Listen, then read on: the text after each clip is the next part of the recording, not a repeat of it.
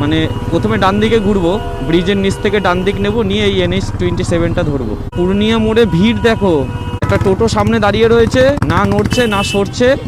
আলু দেখো, আলু, গাড়ি বোঝাই বোঝাই আলু। এই আলু এখান থেকে উঠেছে, এটা নয় কোল্ড স্টোরে ঢুকবে, এটা মনে হয় কোল্ড স্টোরেই ঢুকবে, নয় কোল্ড স্টোরে ঢুকবে, আর না হলে বাজারে রপ্তানি হবে। এত আলু দেখে তো মনে হচ্ছে কোল্ড স্টোরেই ঢুকবে এই আলু।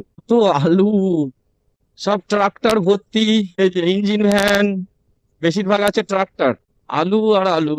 ওই যে কোল্ড স্টোর, ঠিক ধরেছি, এই যে কোল্ড স্টোরে ঢুকবে, এই যে এই বাড়িটার পেছনে ওই যে কোল্ড স্টোর। ঘড়িতে সময় এখন 4:16।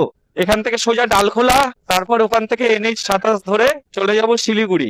একটু রাত হবে, রাস্তায় আরো দু এক জায়গায় দাঁড়াতে হতে পারে, কোনো তাড়া নেই। আস্তে আস্তে যাব, সুস্থভাবে যাব, সবাই আনন্দ করতে করতে যাব, আনন্দ করতে করতে আসবো। সে রাত্রি 9টা বাজুক 10টা বাজুক, ধীরে ধীরে যাব। এখন বাজে সন্ধ্যা 6টা, এসে পৌঁছলাম পূর্ণিয়া মোড়। এই যে উপর থেকে চলে গেছে NH-27।